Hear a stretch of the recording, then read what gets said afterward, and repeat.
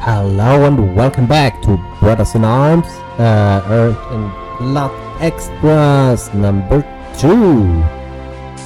I couldn't know that there's much more stuff in this game than in the game before, so let's... thank you for watching.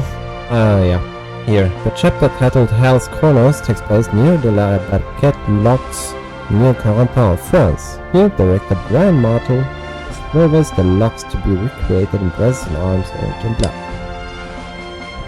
The locks were a critical objective for the Allies. The invasion, when opened, as seen in this photo taken by the Gearbox survey team, the water flows freely between the Normandy estuaries and the English Channel. This map shows the flooded areas near Carentan in 1944. The German occupiers closed the locks in order to flood the land, and strategy meant to slow invading Allied troops. Forces ground paratroopers falling from the sky. Many dozen paratroopers were in fact killed by drowning in the flooded areas. Some of the flooded areas are clearly seen in this photograph taken during the invasion from aircraft. The boats on Combe du Nord looking at the southwest across the causeway towards Carentan. Oh, I forgot that there is so much text that sometimes you have to read very, very fast. After the locks were captured and opened, the flooding quickly ebbed away. The fields are clearly dry in the picture, taken several weeks after fighting from an aircraft above Carentan looking to the north towards Saint-Combe du Nord. Wow. Today the locks are open. This photo taken in February of 2005 reveals that the La Barquette locks have changed little in 16 years. In 1944, Colonel Johnson and paratroopers of the 101st Airborne fought a desperate battle against elements of the German 6th Fallschirmjäger Regiment. The US paratroopers who survived the battle named this location Hell's Corners. This historical photo reveals how the locks looked in 1944. This photo was taken just weeks after the Allies seized control of La Barquette and opened the locks. This image is La Barquette locks from the game, compares strongly to the historical photo. Is this where I haven't seen the sniper rifle on the ground? I think that was this position, yeah. Colonel John of Canada, US Army, retired served every year in the US Army. Yeah, we know already. He entered the United States Military Academy at West Point 1973 and retired on July 31, 2003. Ethel has commanded US combat soldiers at every level, from platoon to regiment. Ethel is an airborne ranger and has earned the Expert Infantryman badge. He served in combat units in Germany, Korea, Kuwait, and the United States. He commanded M1A1 tank battalion in the volatile demilitarized zone in Korea. His last army assignment was Operations Officer G3 for the 165,000-man 3rd Armored Corps at Fort Hood, Texas. Ethel now serves military reserve and advocating to box software and gaming in titles such as Brothers in Arms. Yeah, that was the same. In May of 1944, the Allies used spy planes to take many reconnaissance photographs of the invasion area. This photograph depicted the La Barquette Locks area has been reoriented to the northeast towards the top. Gearbox used the top-down aerial photo as perspective photos as reference to recreate terrain features that don't appear on traditional hand-drawn maps. This perspective photo of the La Barquette Locks area was taken in June of 1944 as the invasion was underway. SLA Marshall would often include copies of the aerial photographs in his after-action report. This was exceptionally useful to the Gearbox because Marshall added notations and other comments about where the units were and what direction they attacked. The title of this page in the AAR's position at the Hell's Corners. To assist in the layout phase of reconstruction, the historical areas, the Gearbox team composited different historical photographs together to create a photo map for the chapter titled Hell's Corners.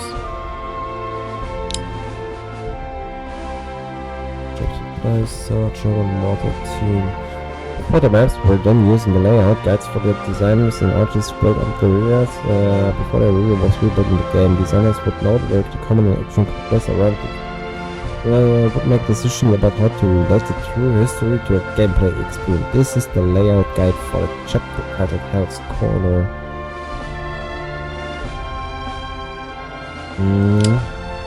Remember.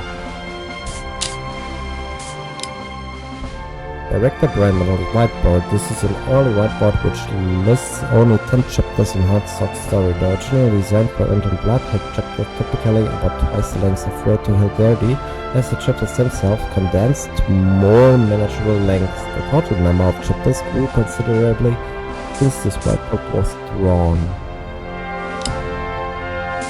A close-up of one section of Bartle's whiteboard shows a simple perspective drawing of the village of Samarkand, the Belleville, drawn from memory month and month after his visits to the location. The list of the right is about the kind of location the chapters take place in. The diagram on the bottom of the image is about menu flow from the beginning to each of the 3 modes of play available in Earned and Blood.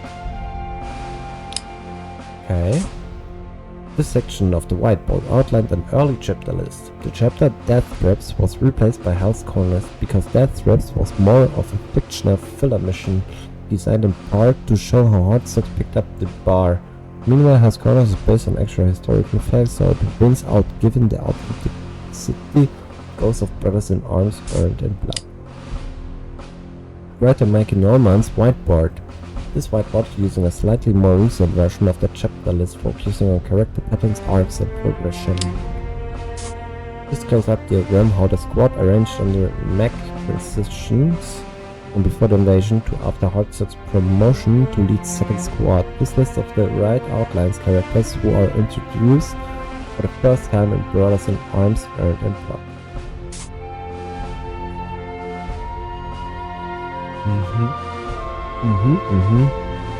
Okay.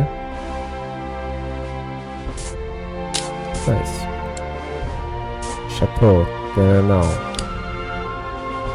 The Chateau Colombias was used by German officers as a headquarters during the occupation, so it's become a choice target for artillery, enabled shelling as sea-based battles raged on. In this photo taken a few days after the events were recreated in the game, the US paratroopers had not only captured the chateau, but had begun to use it as an aid station for collecting and tracking paratroop casualties. During the fight, the chateau was continually pounded by the shelling from both sides as it changed hands. The amount of damage sustainable during the fighting necessitated the eventual demolition and rebuilding of the place. The reconstructed chateau bears some similarity in style to the original demolished building, but has lost some notable features, specifically with the center roof of the side stone tower were lost forever. This photo was taken by the Gearbox survey team in early 2005.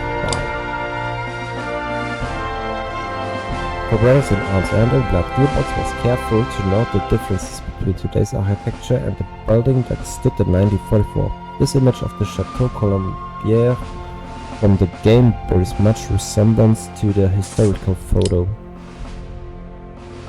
Another photo to the Chateau Colombier from the game, not the damaged portion of the building on the left and how the battle-strip trees obscure the view. Okay. Nice. Wow. Okay. An historic photo of the chateau reveals damage to the structure of the building and the trees. This side of the building to the chateau only needed to have its roof replaced after the war. This photo was taken in June of 1944 after the US paratroopers had seized final control of the building. The side building recreated in the game reveals German vehicles and equipment as was typically stocked around barracks and officer HQs during the occupation. Today the side building is still the original structure, only the roof has been replaced. Look at this slide and the previous two to see how the building looked then, now and in the game.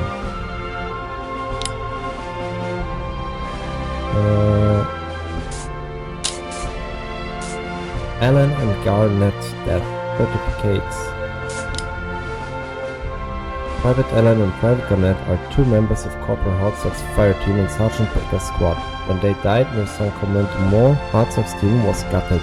Allen and Garnett were inseparable, even as they were killed in action. This letter from Garnett's mother to Allen's mother is indicative of the kinds of communication loved ones back home would share with one another when looking for answers and consolation. In their grief. Dear Mrs. Allen, I appreciate your interest in helping me piece together what happened to our boys those many months ago. I've now received 3 telegrams from the army and did not learn much in the way of details until the letter. I'm not entirely sure how much information they've released to you either, but I am convinced our boys died together and that's the way they had wanted it. I've now received many pictures of our boys together from some of the other sons in the company. They also sent letters that contained their own sense of bereavement for the loss of Larry and Michael, but did manage to assure me of our boys' bravery in the face of the enemy. They did, however, keep all details surrounding how they were actually killed completely withdrawn. I am now feeling that we may never know exactly what happened, only that they died defending a friend named Private Kevin Leggett, who unfortunately was killed only a few days later at a battle outside of Carentan, France. It is becoming increasingly difficult to fall asleep at night without thinking of Michael's face those last few days before he left. I am sure you share my grief with the loss of Larry. I hope you and Mr. Allen are doing well. We are all about as usual. Sincerely, Mrs. Caroline Garnett.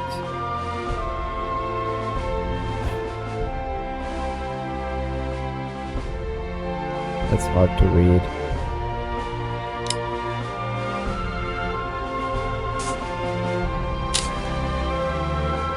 Creating the weapon. Creating the weapon seen in Brothers in Arms and Blood is both laborious and time-consuming process. The creation of a single weapon may take upwards of 4 weeks and requires the talents of artists, animators, programmers, and audio engineers. They begin the process. Extensive research is done on the history and operation of specific World War II era weapons. This includes books, photographs, and in some cases hands-on familiarization with the actual weapon. Once all the necessary reference materials are gathered, a bird artist begins to construct the weapon on the computer. Not 3D? Maybe they meant 3D.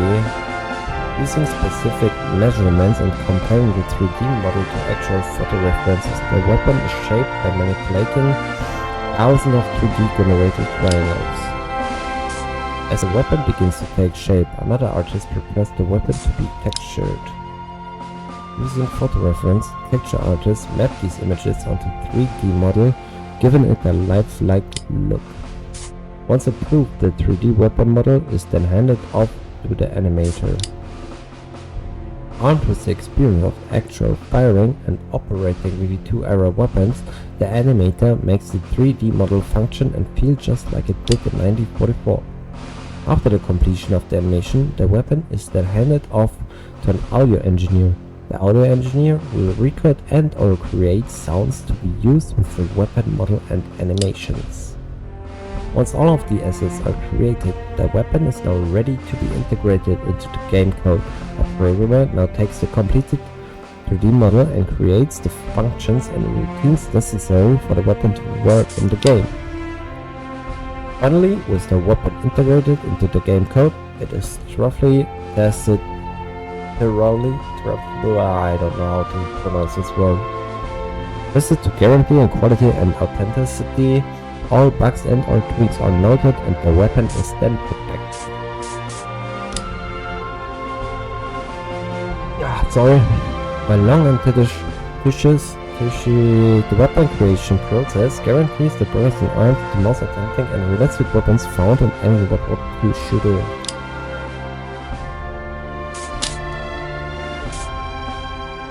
EIB Art Department. Hello. I like the picture.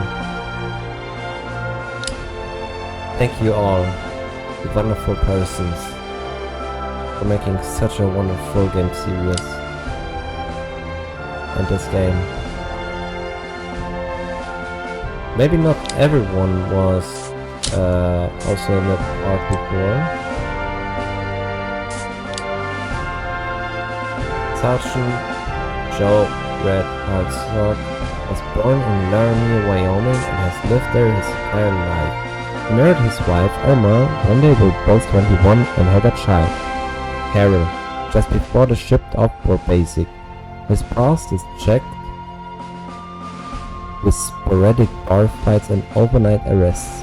Irma did her best to calm him down over the years and did an admirable job.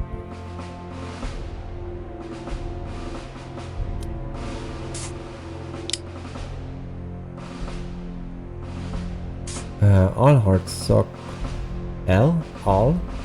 Hartsock ever wanted to do was defend his country and protect his family. He signed up for the toughest outfit he could find, the paratroopers. It was only once Hartsock got into the war and saw his friends start to die around him that he started to regret leaving his family and home in such a fragile state. Now his only goal is to getting his men and himself back to home to see their families again. Oh well, everyone calls me Red. Hartsock to Lieutenant Colonel SNA Marshall in reference to his nickname influenced by the color of his hair.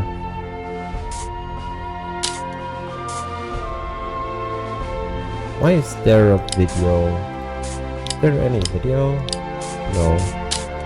Strange. Let's see. Oh, we have still time. That's fine. The Battle of Bloody Gulch. After the capture of Carentan, the paratroopers lined up to the southwest to stop a German counterattack of the city. The official documents refer to the fight as Hill 30 because of the topographical label that appears on the military maps in the area of the battle. Many of the soldiers who fought at Hill 30 later called the place Bloody Gulch. Highlighted section of the map shows the Hatched Row section where two squadrons, EIR took positions against the Germans and his Waffen-assist remnants of the 6th Fallschirmjäger Regiment that led the counterattack on Carentan. Just to the north of this section is a railroad track which marked the northern flank of the Bloody Gulch. The paratroopers choose to defend the lines and because turn offered them the opportunity for what military call a reverse slope defense at Bloody Gulch. The paratroopers were widely outnumbered and were being hit with armor and heavy weapons from elite enemy units. Although the paratroopers lost many brothers and arms in the fight, the reverse slope defense gave them enough of advantage to hold the ground, saving Carentan and the invasion. This photo taken in 2004 shows the reverse slope incline to Bloody Gulch. From the bottom of this photo, the paratroopers were set up on the right side at the bottom of the slope. This is the same like in Brothers in Arms, the other one we already played through. At the top of the hill. Yeah. Oh. West Point Military Academy.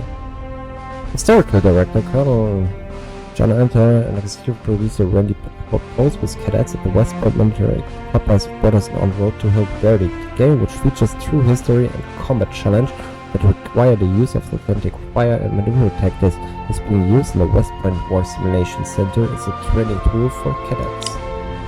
Really? Executive Producer Randy watches Brothers in Arms being played in the War Simulating Center of West Point.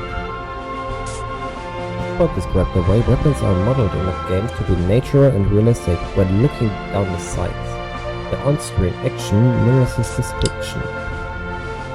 During his visit to West Point Academy, Petrov also was invited to attend a military history class. After the class, Petrov said, "I am extremely impressed by both the faculty and the cadets. They're intelligent, focused, and committed, and I'm glad they're on our side." The historical director, Anton himself, an alumni of West Point Academy, visits the Brigade General Mike Scaperotti, the commandant of the institution. As the Gearbox visit to West Point Academy draws to a close, executive producer Randy Pitchford calls at the statue of General Patton, who graduated the Academy and led US Army several years campaigns of Wiki 2. Pitchford has been known to quote General Patton's lesson of tactics: hold him by the nose, then kick him, then a yes. Okay, cool. The Panzerfaust. Panzerfaust 60. The Panzerfaust tank fist was a light, inexpensive yet potent anti-tank weapon developed by Germany during WW2. The Panzerfaust gave an infantry soldier the ability to destroy tanks in close combat. The Germans began the development of the man-ported Panzerfaust anti-tank weapon after they captured an American M9A1 bazooka in the African campaign in 1943. Panzerfaust was easy to use, and captured Panzerfaust weapons were often used by American, British and Russian soldiers against the Germans. The Panzerfaust 60 had a range of roughly 60 meters. Its warhead contained a shaped charge that could destroy or damage Allied tanks and armored vehicles. 60 meters. Interesting. Level design department. Hello guys. Wow, he looks very young. He too. He also. Wow. Okay. Are they really so young, or are just the photos so old that they look young?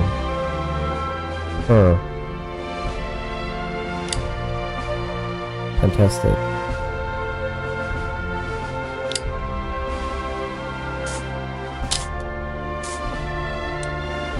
Let's go, +8. The city of Corentin.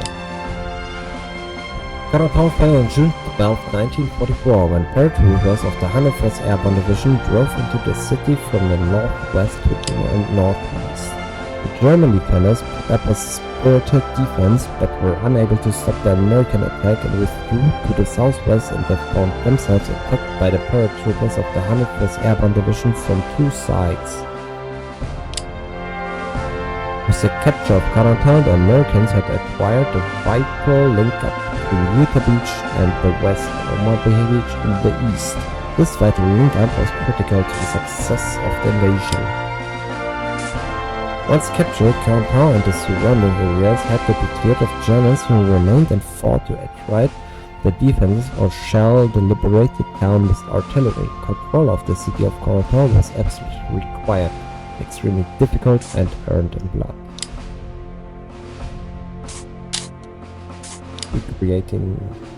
When recreating environments for birds and arms, a great deal of research is required to ensure accuracy and authenticity of the era.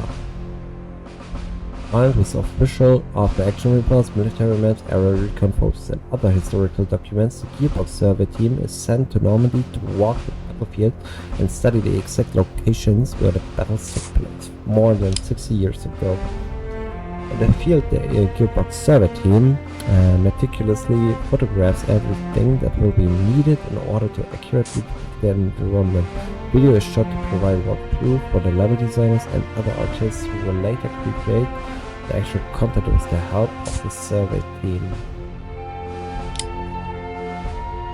The new reference photos and videos are gathered and cross-references with aerial reconnaissance, historical photos and maps of the location, and then the Gearbox team begins to recreate the environment in 1944.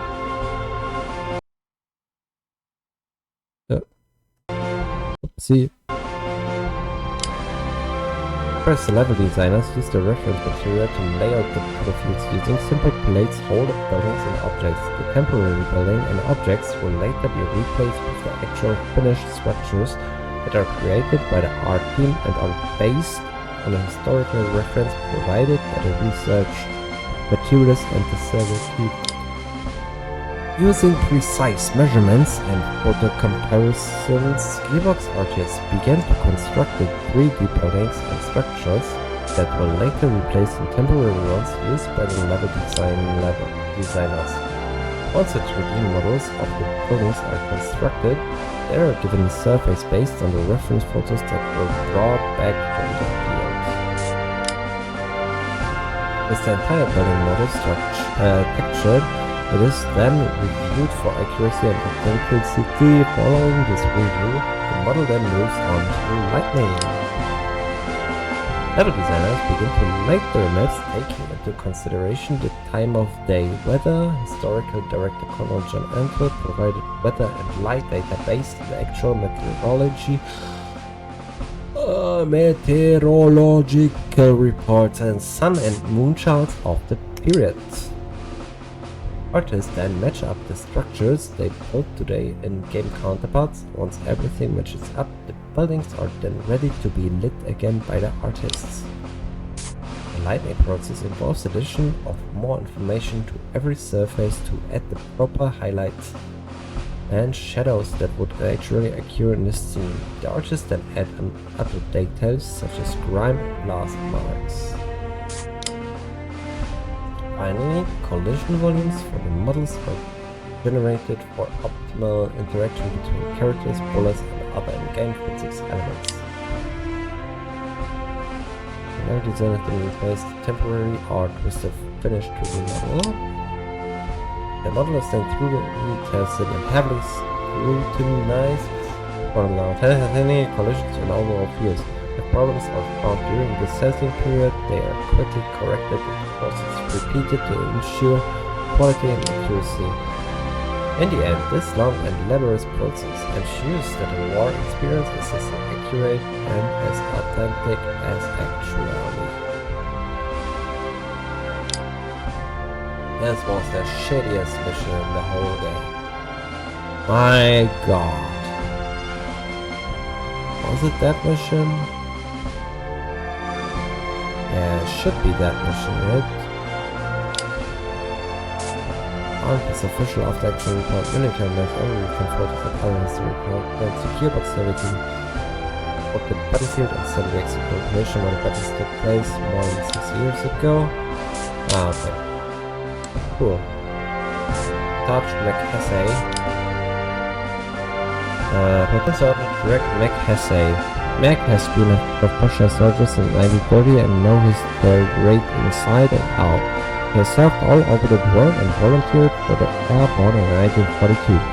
He is dedicated and committed, an expert with all infantry weapons and lead by example platoon sergeant. Mac will not let the men of his platoon down.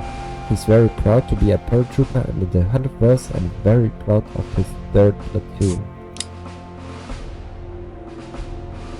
Mac served with Colonel Joe Barker, Matt Baker's father, at Fort Benning, Georgia in 1939, when Mac was a rifle and machine gun marksmanship instructor at the infantry school, and the colonel was an instructor of infantry tactics. Colonel Baker saved Mac's life in a demolitions training exercise at Fort Benning. As a result, Matt respects Matt's father and looks at Matt as a leader with the potential to carry on in his father's footsteps. Interesting. Browning. The Browning automatic rifle, commonly referred to by abbreviation BAR, was introduced to service in 1918 and became a favorite weapon of Allied forces in VV2. Designed by famous weapon maker John M. Browning, this cross between a light machine gun and heavy assault rifle was an essential part of Allied squads. Although not initially used, paratroopers on D-Day, many including Sergeant John Hartzog, scavenged them from gliders and landing troopers. A very versatile weapon, the BAR could be fired from many positions, including the shoulder, hip, and from the prone position. Using a bebop attachment, despite its limits when mounted, the BAR became a weapon Allied infantry soar by.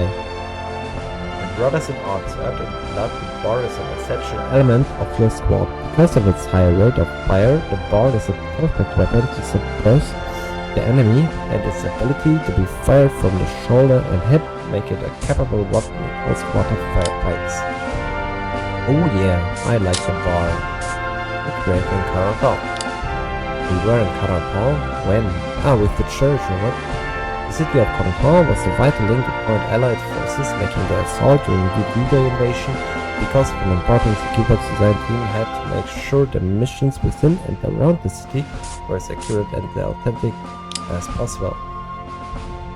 Using military maps and photos of the action reports and on-site reconnaissance, the city of Canton was meticulously recreated for the many missions in both Road to Hill 30 and Earned in Blood.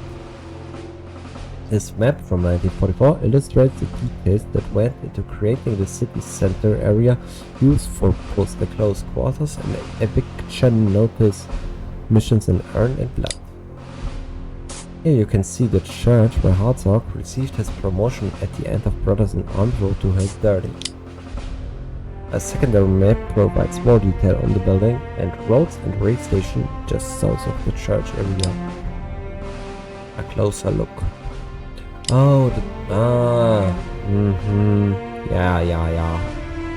Using these maps, the design team rebuilt this area in the city. Here you can see the actual game level, close quarters and eviction notice imposed on the top of the map. Yeah. Here Gabriel's and Jennifer Burris photographs one of the many side streets in the close quarters map. These photos were then used to recreate many buildings and structures throughout our town. Comparing real-life photographs to an image screenshot, you can see the level of detail that the Keyboard's art team put into recreating an authentic and accurate depiction of 1944 Canton. More comparison photos. This mission was also hard. More comparison photos. Oh wait, this is a real photo. I thought this is also some computer-made stuff. Yep, nice. EIB, additional talent. Hello, lovely guys. And thank you so much to have this fucking nice experience. With a lot of feelings. So cool to have this game played. And thank you for watching. Have a nice day. Have a good night, have a good night. We have still a few things to look for. Let's see if we can make it in 1 or 2 more episodes. I hope we can make it in 1 episode. Yeah, should be. And all I have to say now, like, subscribe, and thank you for your support. And bye.